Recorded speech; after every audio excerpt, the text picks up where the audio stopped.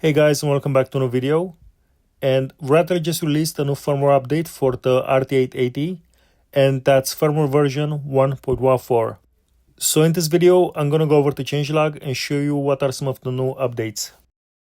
First of all, when you go to the Radtel website, what you'll notice is that the latest firmware version is listed as 1.13. However, when you download it, it will be version 1.14.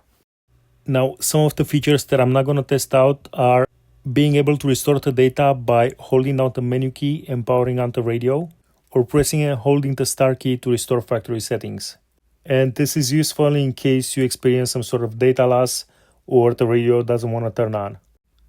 A few other new updates are changing the transmission mode and PTT after channel option of APRS, fixing the problem of APRS mileage and speed reporting errors, fix the problem of altitude parsing errors in APRS data, adding receive channel mute under APRS menu, fixing an issue where the end of transmission tone was causing secondary transmission, and the problem of the relay callback sound being inaudible, fix the scrambling function, and reducing the threshold for searching shortwave radio stations.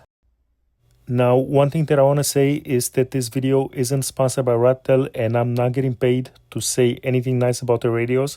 However, the main reason why I love this radio manufacturer and most of my radios are Radtels is because of the constant firmware updates and the fact that they're actually listening to their customers. Radtel has a Telegram channel where the owner of Radtel and the Radtel engineer are constantly talking with users and taking firmware requests and new feature updates. And one of the big ones that came with this firmware update was actually requested by myself. Also, for those of you that are considering buying this radio, if you use the link pinned in the comments or video description and the code TAC during checkout, you will receive a 5% discount when purchasing this radio. And Radtel did confirm that US buyers won't have to pay any extra tariffs when ordering. And now let's get started with the rest of the updates. Now, as you'll notice, I'm running firmware version 1.14. And for those of you that never updated their firmware, I recommend checking if yours ends with an A or without the A, like in my case.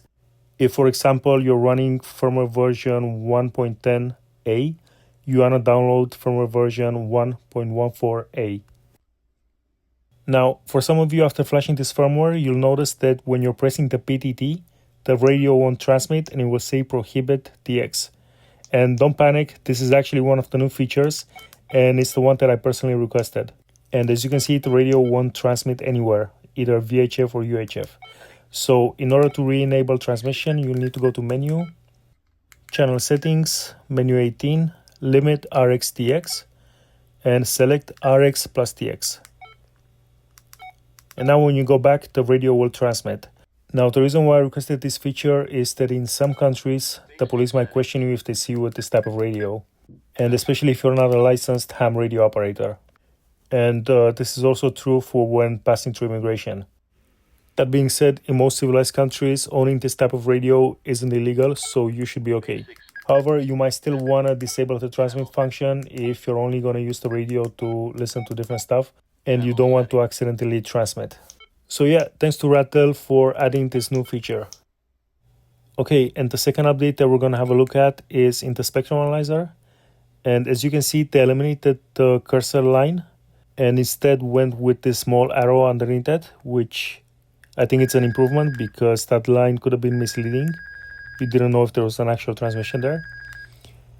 And the second update they did with the spectrum is adding the pause scanning option when pressing the hash key.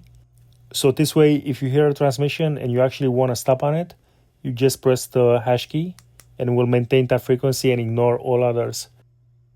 Also, for those of you that don't know from the previous firmware updates, when long pressing the menu key, you can actually eliminate certain frequencies. So for example, if there's some sort of continuous transmission, you can hold down the menu key and eliminate it. And you can do that with multiple frequencies. And you can delete the restriction by long pressing the start key. And for those of you that haven't watched my previous videos, in my opinion, this is the best working spectrum analyzer on any radio. All you need to do is select the appropriate step size and the appropriate squelch, and the spectrum works flawlessly.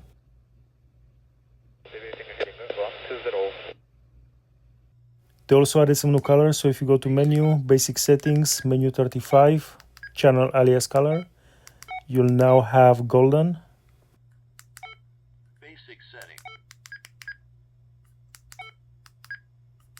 cyan, basic, tomato. This one actually looks pretty good. basic set,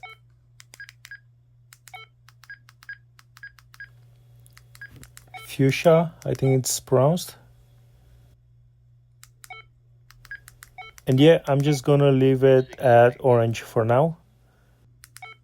basic setting, And the next update will be in channel settings, and that's receive demodulation. So to actually change the name of it, and you'll be able to select FM, AM, and SSB.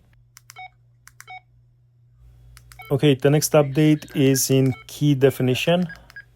So when you go to assign one of the keys, you'll have a few new options. And I'm just going to go through all of them just to make sure I'm not missing anything. So squelch, frequency step, multi-standby, Roger beep, FM radio. Yeah, extremely customizable. That's what I love about this radio. LCD brightness, UV repeater, GPS, GPS manual record, GPS track query, APRS beacon record. So now you also have zone selection and work range. So I'm just going to select zone selection. channel mode, So now when you're in zone mode on multiple channels, for example, you can long press the key that you assigned to it and change the current zone. So extremely useful. frequency, And for those of you that don't know, you can also customize the zones and add different channels straight from the radio menu. basic The reason why my zone doesn't show up is because I don't have any channels assigned to zone 3. basic setting, Let's also try the work range shortcut. And for those of you that don't know what that is changing the work range frequencies, because this radio does hardware filter switching. So in order to transmit on CB, and yes, this radio does transmit 4.6 watts on CB and 29 megahertz, and that's why you need to select the work range. So now I assign it to key 8. So when I long press, yeah, I'm able to select different frequencies. You can also enable full band tuning by holding down the down key while powering on the radio. But what I don't like about that is that multi-standby doesn't work when you're in full band tuning mode. So you won't see that icon and you're not listening to all 3 VFOs, only the selected VFO. And the last update that we're gonna have a look at is in DTMF. And now you should be able to delete the text by long pressing the star key, I think. And yeah, that works. And also you can exit DTMF by long pressing the back key. So yeah, these were the latest firmware updates, and this radio just keeps getting better and better. If I could only own one radio, it'd be this. Also, just going to remind you again, for those of you that want to buy this radio, if you use the link pinned in the comments and video description and the code TAC during checkout, you're going to receive a 5% discount. I will also be leaving AliExpress links, so please check both and see which one is cheaper for you.